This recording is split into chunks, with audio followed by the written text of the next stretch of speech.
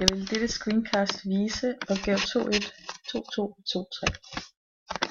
Jeg startede med at tegne en vilkårlig trekant i GeoGebra, og jeg skal derefter have lavet nogle punkter, hvor at højderne skærer hinanden, og hvor at midtvægten skærer hinanden, og halveringslinjerne skærer hinanden.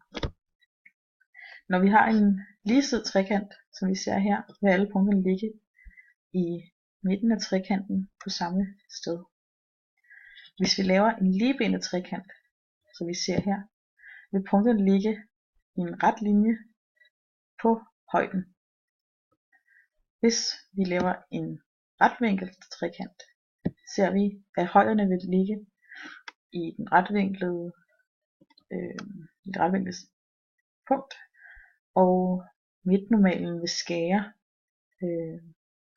i hypotenusen og vil halvere den.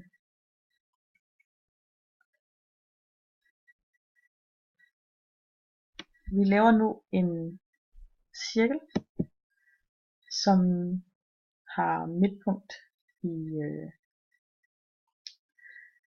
i midtnormalernes skæringspunkt, eller ikke skæringspunkt, i midtpunkt på højderne og midtnormalen,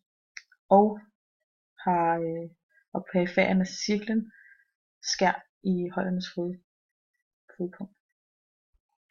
Og her ser vi ved en retvendt trekant, at den vil skære i midtnormalen. Hvis vi laver en ligevendt trekant, vil vi se, at cirklens perifer tangerer med grundlinjen. Og hvis vi laver en ligesidet trekant, vil cirklen tangere med alle tre sider. Hvis vi kigger på radius af cirklen, vil vi se, at ved en ligesidet trekant vil den være det mindste den kan være, altså den vil være minimal. Hvis vi så rykker på højden, ser vi, at jo lavere en højde vi laver for trekanten, jo større vil radius blive.